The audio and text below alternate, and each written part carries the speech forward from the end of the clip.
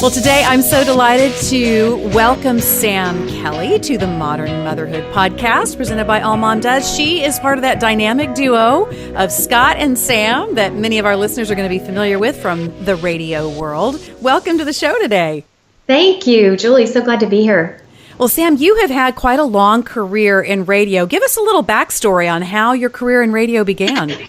It was so funny. I think God has a sense of humor because I was such a shy kid that my mom didn't even know what I'd be able to do when I grew up. And she told me, maybe you could do research or you could be a librarian, but, that could work for you. And it was just one of those things. I think God likes to take people who don't have a lot of talent in an area and then help them. And then he gets the credit for it. And I wasn't a Christian. I was actually doing sales. And I was kind of miserable in the job, and I was on a sales call, and one day I just pulled the car over to the side of the road, and I got out, and there was a giant, well, like a wishing well or something, and I prayed to this God that I didn't believe in, and I said, could you give me a job that I could love and that I could do? And I went home that night, and there was a guy that I knew who had an overnight radio show. And out of the blue, he said, do you want to do an hour of my show just for fun? Wow. I was terrified. I was so terrified. And I was like, yes. And I did. And as soon as I did it, I went, this is for me. And I promise you, every time I would talk, I knew that I was too shy to be doing it. And that's how I became a believer, because I was like, I know there's someone helping me do this. And he has helped me for so many years. It's every morning I wake up and I go, I can't do this. And it happens anyway. And to me, that's just a miracle in God's grace and his graciousness. And he uses the weird ones to make stuff happen. So I'm grateful. That's amazing. I think so often we do take a look at our aptitudes or the things that we think we're good at, and we decide that should be vocation. And it really is a beautiful thing to be able to say, and then God decided to do something else. Yeah, you can take, right? You can make all your plans, but God's going to order the steps. And how incredible that's part of your testimony. That's how he drew himself to you, was through giving you such an unlikely career path that you in and of yourself felt like you would have never been able to achieve. That's incredible. It's still funny, too, because my dad was in the military, and he will still call me, and he'll go, you know what, Sam, if that radio thing doesn't work out, they are looking for chaplains in the military. And I'm like, okay, Dad, I think I'm doing okay. It'll be all right. So how long have you been in radio now? How long has this been a thing for you? I think about 20 years, maybe 15. I sort of lose track. It's like birthdays. After you get past a certain number, you're just like, it's something. And in that career path, did that feed into the fact that you didn't get married until later in life? I actually got married right out of college, and it was a marriage that, I think I wasn't a believer and he wasn't. And when I became a believer, it was very strange for him. And so he ended up having a few affairs, and he left, and I prayed and I believed God for that marriage. And after about 2 years, it just was so clearly done. And I mourned that so hard and felt like such a failure. But God is a God of second chances, and it delights me, and I will say this, it's encouragement probably to anyone who's done it wrong the first time, is that when you do it wrong, you have more appreciation when God makes it right. You see more the blessing that he's giving you. And for Carlos and for me, he had a failed marriage as well. And when we came together, we were just so grateful. We were like, oh, this is wonderful. And that has helped us. And I know marriages aren't perfect. It's hard. It's a lot of work. Anyone who's been married more than a couple of years knows you have to work at it. But I'm grateful. So that was why. And we never had any kids in that first marriage. And I'm really grateful for that. And then when I married Carlos, I thought, now this is a man that he believes in God, and we're like-minded, and I would love to have kids with him. And he didn't want to have children. And so I agreed. I said, okay, let's not do it. And he had a son who was about 6 years old, Desmond. And I fell in love with this kid. And then I started thinking, what would it be like to be a mom, and have a child all the time that you didn't share with anyone? And I told my girlfriends, and they said, well, let's just pray. So the girls prayed for about 2 years. And one day Carlos said, okay, let's have a child. And And then we tried, and then it was another 2 or 3 years, and I just assumed I couldn't get pregnant, and it bowled me over when I was pregnant. I had no idea. I was actually talking with a listener. I was emailing with her, and I said, here are my symptoms. I think I've got the flu or something. And she goes, you're pregnant. Go to the doctor. So I learned from someone who was smarter than I was that that's what was going on, but I just did not expect it. It had been so long. It lets me know God doesn't forget you. If you've prayed for something for a long time and it doesn't seem like it's for you, it will come. It can come. If it's His will, it'll come. And I think having Zoe is definitely His will. So clearly. We do seem to have a really interesting construct in our culture about the timing of when things should happen. And when we think something's too early or we think something is too late. My husband and I married, I was 21, he was 22, and there were people that were just sort of in a panic for us that was so young. They thought we both, had been through college. He was finishing up. I had been working in media for a couple years at that point.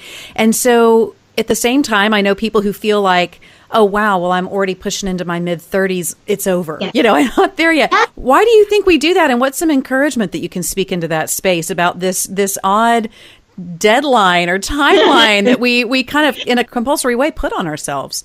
Don't you think it has a lot to do with story? I mean, we love movies, we love stories, and the stories that we look at have things done in a traditional way, and I think that we try to own those and fit into those. And one thing I've learned from walking with God is that nothing is the way that you think it's going to be, and there's something very beautiful about that. And I wouldn't trade the strange path. It's a little different to get married later and to do it for real and to have a baby. And I'll tell you, there are some days where I'm like, whew, I'm tired. There's probably a reason women have kids in their 20s instead of their 40s. But it's a miracle. I mean, it makes me younger. It makes me stronger. And even for kids, Carlos had some boys. And when we got married, I promise you, those boys were like the boys of my heart. They were the boys I would have had if I could have had kids back then. And I also think, we need to be brave about things like that. If God tells you this is your person, you go in, and it might seem a little scared or a little untraditional, but you go in and God will redeem it. That's beautiful. Let me back up just a minute on that first marriage where you came into faith and your husband at that time did not.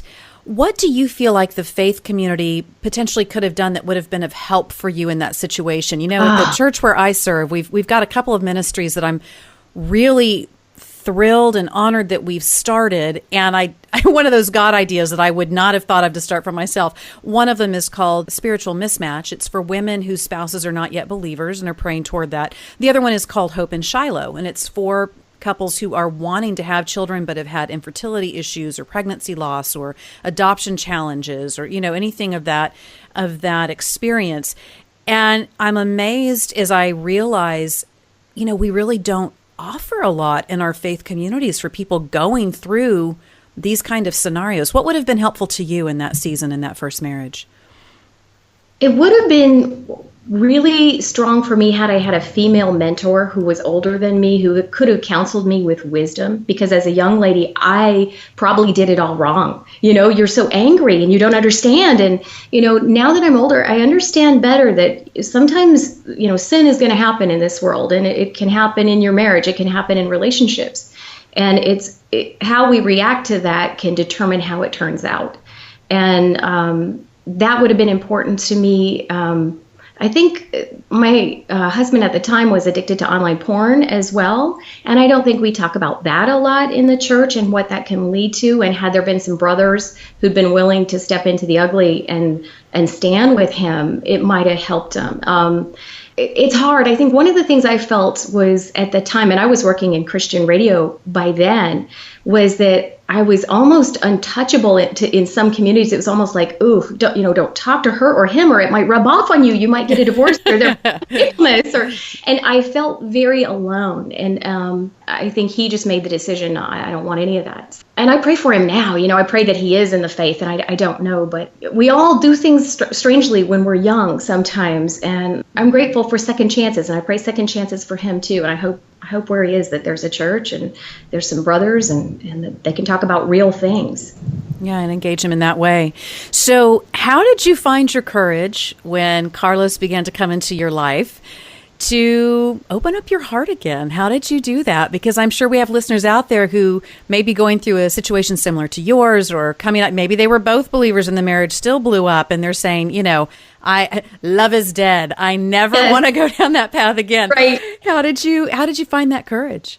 I wanted to be married. Everything in me wanted to be married. And I was hopeful that God would send the right one. I remember I met Carlos at work, and we did devotions at work, and he was giving the word one day. He was sharing a message. And I just looked at him and I thought, what would it be like to actually have a husband who believes in God and who knows the word and can talk with you about it? And it just seemed so impossible. I was pretty scared. And so we dated for about a year and a half, I think. And I would routinely break up with him because I was so scared. We're just going, I'm sorry, it's just not going to work. He would go, okay, well, I'll see you tomorrow.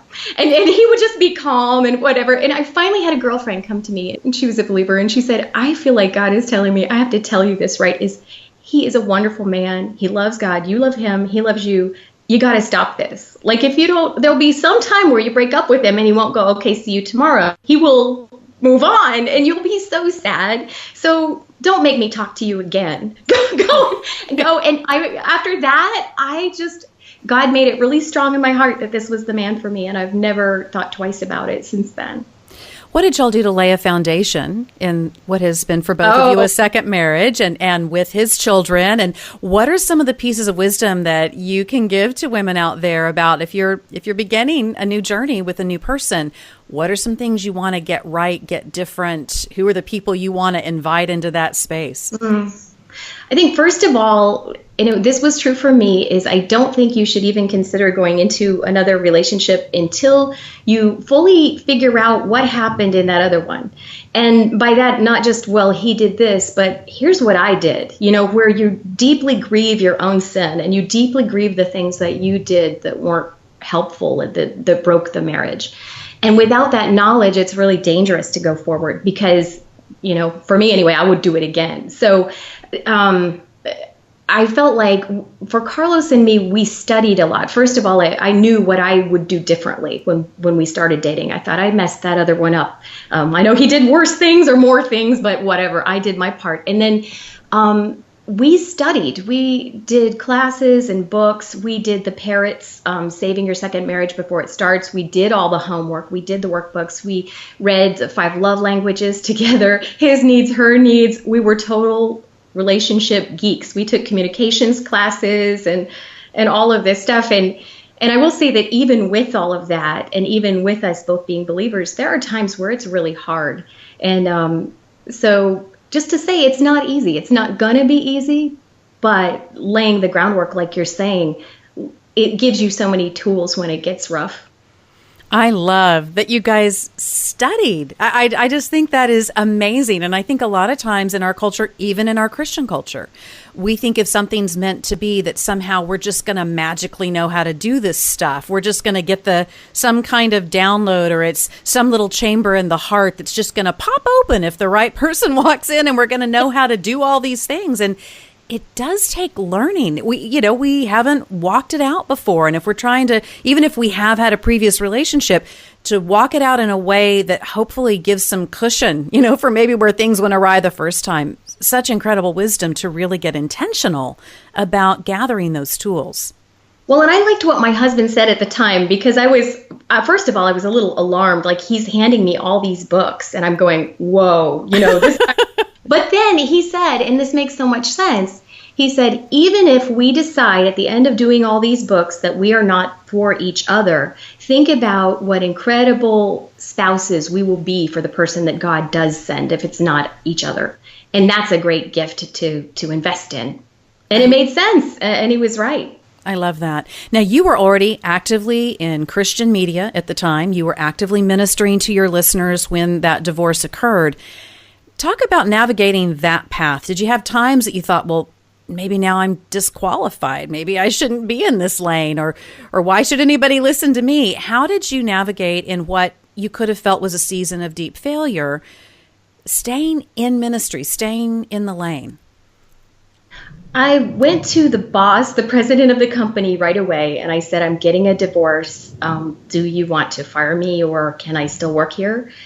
And he laughed, and he was a pastor, and he said, my mom and dad got a divorce.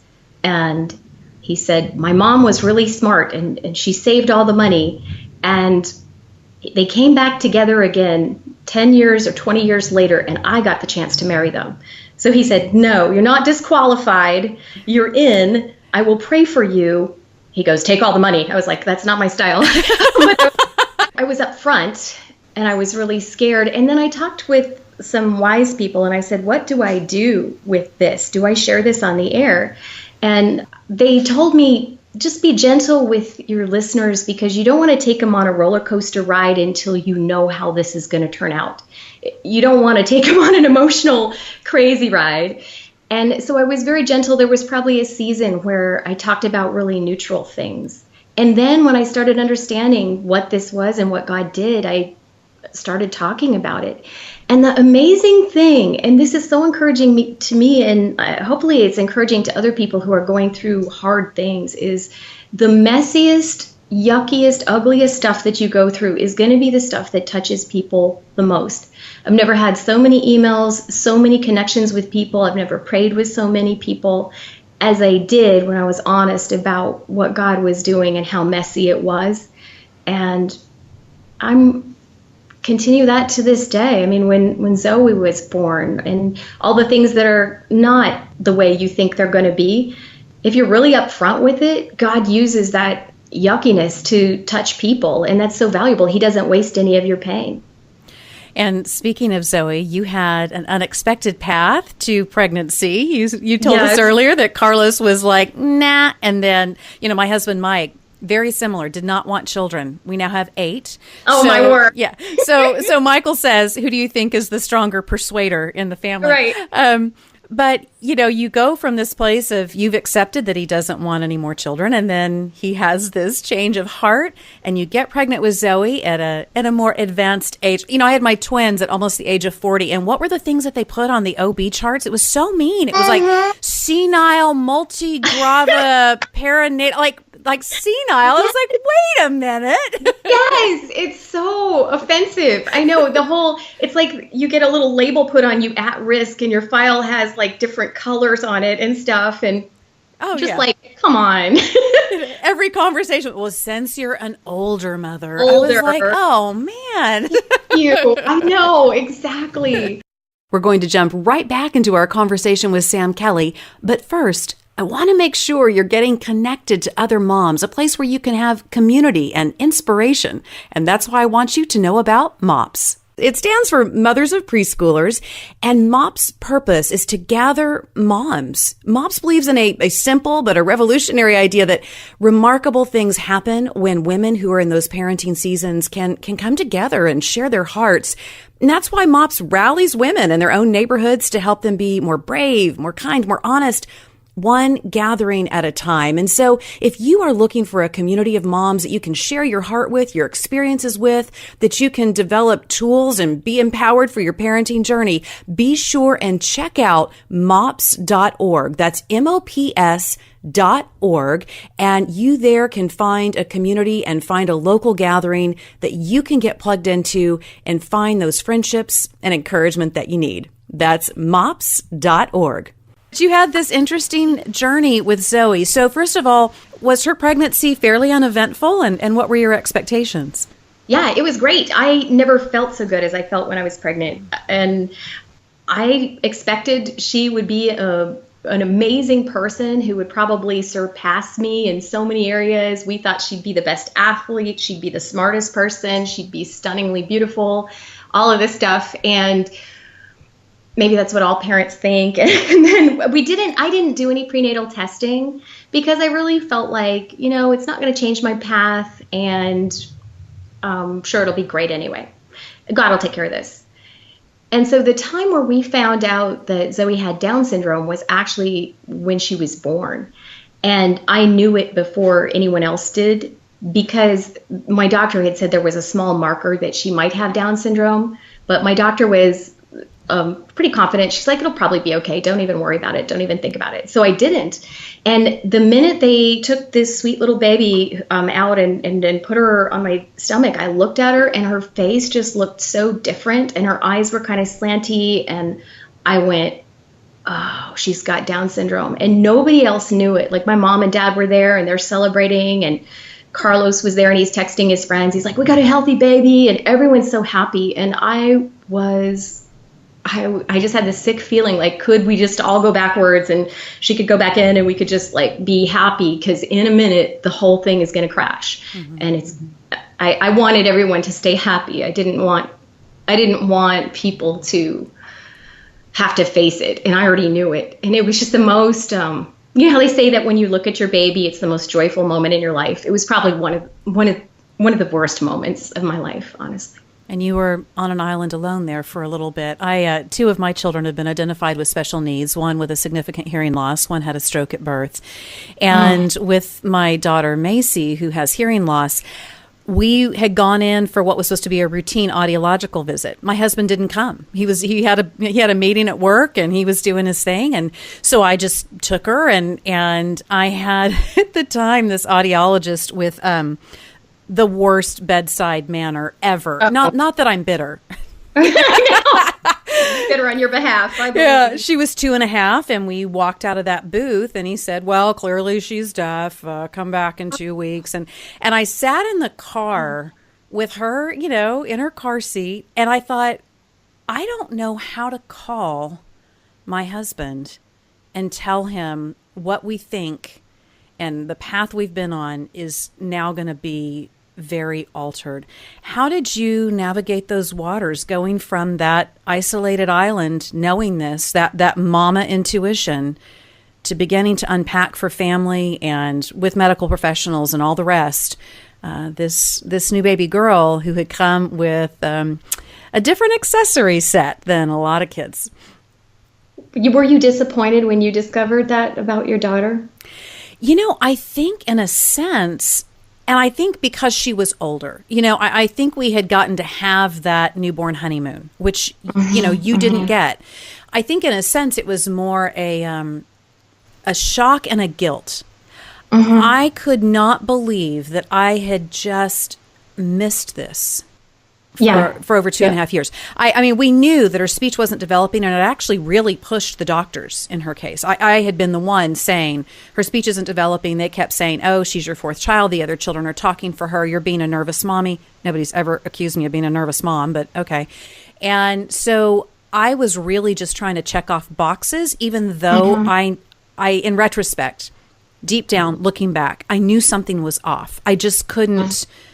I couldn't put my finger on it. Part of it was just she would respond to some sounds. And so I didn't know that 95% of all people with significant hearing loss have usable hearing. They will respond to some sounds and some things like that. So for me, it was more a sense of guilt and I can't, what do I do now? But yes. I think had we not had that baby honeymoon period, to be honest, I think there would have been even a disappointment with God. Like, God, how hard could this have been? Could you not have just tweaked that gene for her that would have made the difference? Sounds like to me maybe you felt a wash of disappointment. I felt probably more like even what you felt. I felt so much guilt. I thought there must be something wrong with me, that here I'm with this man who is the man I'm supposed to be with. He's had all these children and they're fine, but it's me. And that I gave this man, when he stepped out on a limb, this child who is going to disappoint him greatly. And my husband did get very angry with God, and he was mad at God for a number of years. He actually went through depression. For me, it was it was more practical, because at that point we just had to do so many things. Like, she had a lot of medical things going on. After a while, she started having seizures. I had no idea. Like, I don't even know about regular kids. I'm not a baby person. I don't know anything about kids. And then this is so different. And so I was just a frequent flyer at the hospital. And, at one point she had something like 7 different medications all day, and I was doing injections. And it was just one of the most joyless. That first year was just a lot of work and very painful. And I just put nose down and I just did it. And I never thought twice about it. I just thought, I'm just going to do this. And I didn't doubt God. I thought, if he did this then, or if he gave this, and, I know he didn't. I know God doesn't make our children have handicaps or anything like that. But I knew that he knew I was strong enough. And I just thought, I'm going to ride this out until the joy comes. And the joy has come in abundance. It is crazy how much joy we have in our house. Like last night, and my husband's healed from depression. We have this little girl who all she does is give love. She gives love to everybody. And we laugh and tumble and play. And it is the most joyful path in life. I was out for a walk yesterday and I was saying, God, you knew exactly the type of child that would be great for me. She's profoundly innocent, and I'm kind of innocent too. And there's no cynicism or harshness in her. And it's so beautiful to be around someone like that. And God knew that I would love that. And she is like a stunningly beautiful. She's a great athlete. She's very smart. And I think, why did I get all bound up? I think that's just fear. Don't you think it's just fear? I think it's fear, and I think it comes from cultural expectation. And let's be honest. There are people who don't handle differences well. And I think any of us who have come through being ostracized, just because our hair was weird, are thinking, right, oh my goodness, my kid is going to be considered a whole lot different. I do think, though, the joy, I wish there was a way, with Macy, I was thrilled when my other kids started talking and began uttering first words. Let me tell you something. There was nothing like compared to the joy when Macy began to communicate once we got the right hearing aid technology and those things on her. Nothing like it. And for Mercy, who we didn't know, she had a stroke at birth and we didn't know if she would ever walk. When she took her first steps, we were thrilled when all of our kids walked, but there was nothing like seeing Mercy rise to her feet and be able to do it. And so I think when you do have those corollary moments, we went through some sad stuff. I mean, trying to figure out what we were supposed to do and all of that. But I think that it is so important for people to know, too, that God gives in abundance joy in equal measure on the other side of the thing. And it's just been really incredible to experience. But I think you tap into something that's really important for people to know, whether you have a special needs child in your life that you're parenting or not. I think this is so important for people to know, is that it is okay to go through a period of time when you first get hit with this information, that you can be a little disappointed or really sad or worried or fearful. Sometimes I think, and I've had people do this to me, and I'm sure, Sam, you've had people do it to you. Oh, you're a hero. You're so noble. And you're like, look, stop it. Yeah, stop. I mean, it's not about that. It is a full human experience. It is the full range of emotions. And we need to give people permission to experience that's okay. And I will say, by God's grace, I tended to pick myself back up pretty fast and did what you're talking about, got real practical, went crazy on the research, got to know everybody at the neurologist office or the audiologist office or whatever, and very much had times sitting in those waiting rooms feeling like, man, God has appointed me to minister to people here, because I'm telling you, when you go into specialists who are working a lot with children with special needs, there are families surrounding you who may not know the Lord, who are struggling, who financially are completely strapped, who don't have these great support communities in terms of their faith communities. And the opportunity to just bring some light and some joy is massive. I mean, if anybody wants a great mission field, Let me Yes. tell you, a pediatric neurologist waiting room is like an incredible mission field, my friends. So I love that you're honest about what the journey was like for you without trying to overpaint it in some kind of, altruism or whatever. But tell us about where Zoe's at now. In particular, I know that her first year of life was so rough. You were going through seizures and different things where she was really having a lot of medical emergencies. And then tell us how she's doing today. She is amazing. Like, she's so healthy. It's incredible. And I have to tell you that I know the moment that God healed her, because the seizures were profound. Like, it's called infantile spasms. And what it is the brain waves just crash into each other. And if they can't fix it, what happens is the IQ just drops off. It just knocks IQ off. And already we're going, well, she has Down syndrome. We can't afford any IQ points. And every day and every minute that she has this, we're losing them. And it was so maddening to go and try all these different treatments and nothing would work. And we did that for about 5 months. And it just felt like there was a clock ticking. And at all those times, she couldn't smile. She couldn't move. All the things my friends were going through with their newborns and their babies, she wasn't doing anything. She just lay there and cry. And it was so unrewarding and scary. And this poor little girl, I can't even imagine how it felt. And I was invited to go and speak at this ladies' church group, their Christmas dinner, and I had to quit work. So it was after I'd already left my job, but I was on the schedule to go. And so I wrote to the lady and I said, I'm not working at the radio station anymore. Do you still want me to come to speak at your dinner? And I was hoping she'd say no, because I had nothing good to say. But she was like, oh, yes, we do. And I went, oh, great. So I went, and I had nothing. Like, I don't even know what I said. I just stood up there and I told those ladies, it's pretty horrible. Here's what's up.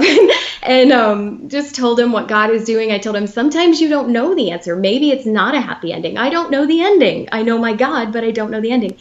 And at the end of this speech, all of these women, and I don't know, there might have been about 400 of them, and they all prayed for Zoe right there. And at that time, she had never been able to sleep more than 2 hours. She, had all these spasms and seizures. And that night, they prayed for her. And it was the first night where she slept through the night.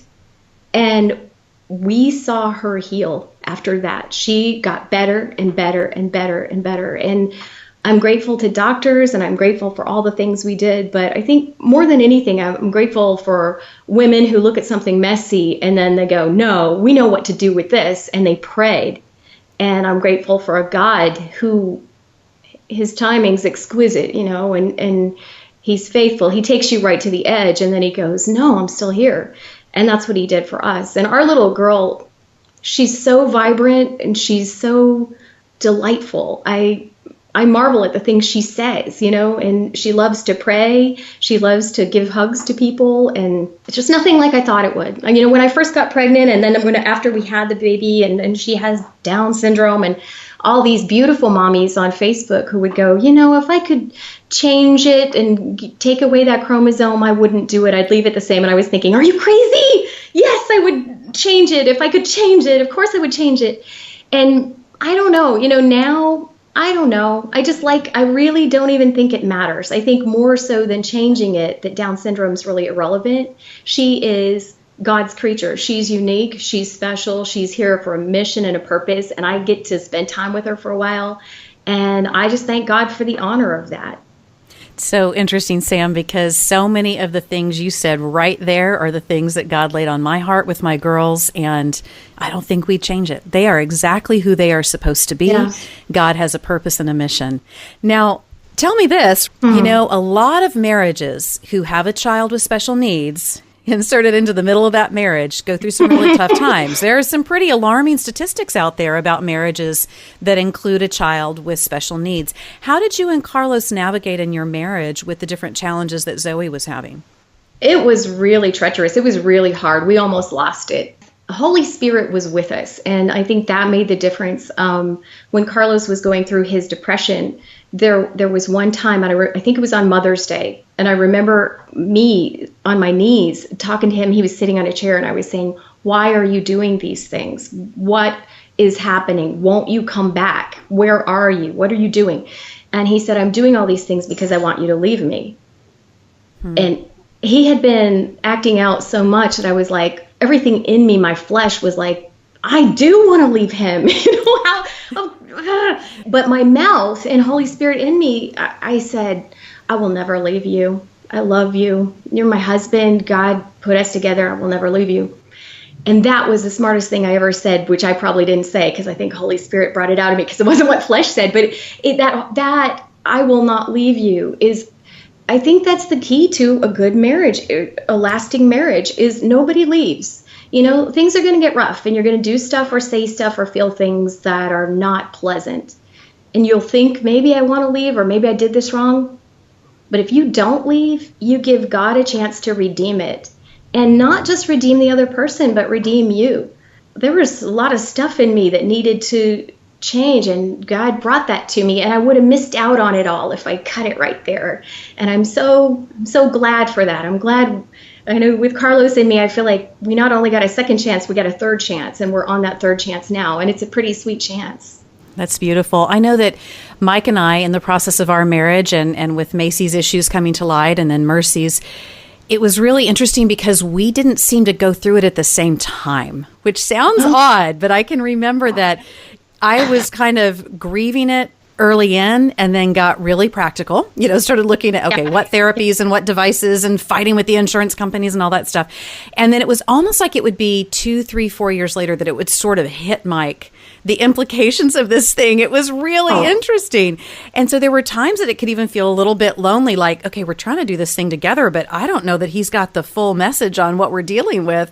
And then once we got more on page, I've learned to accept that and to communicate that into other marriages, saying, you may not be exactly on page at the same time on this issue, but just give it a little time. Everybody processes differently.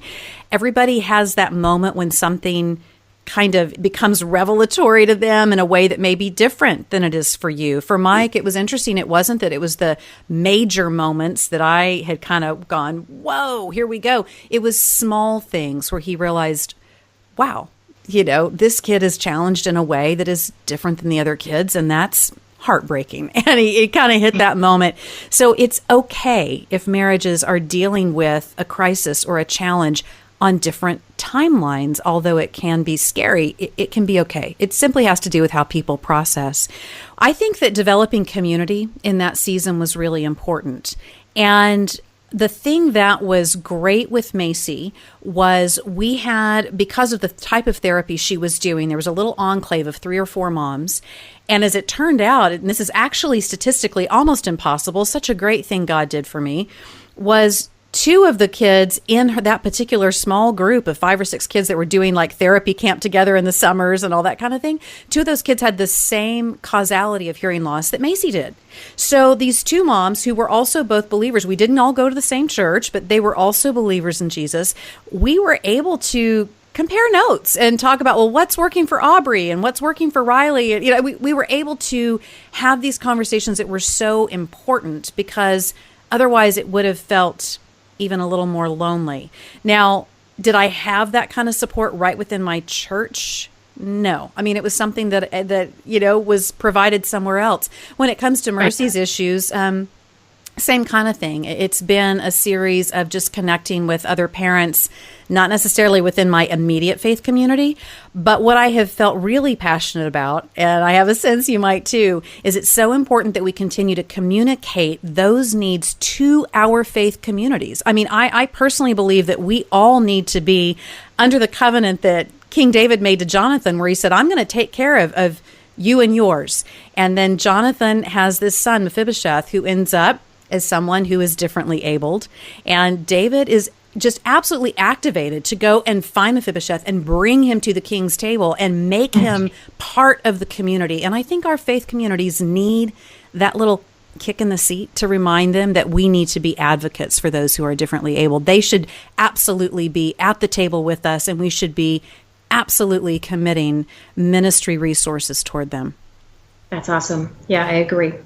So with Zoe now, she's painting, she's doing all kinds of amazing things. It's incredible to see what the Lord is doing in her life. What do you think to those mamas out there who either A, are getting a diagnosis, like maybe one of the ones that we've mentioned here and are just floundering, or B, someone who's a great good friend or an extended family member of someone, who is parenting a child in this situation? What do you want to say to them? What do you think is helpful and life-giving in this kind of situation? One of the wisest things a friend of ours said to us probably in the first 2 months that we were home with Zoe, she came over and they brought dinner. They got it from a restaurant and they just showed up and they said, we're coming to dinner. And they brought it. And she looked at me and she said, you know what?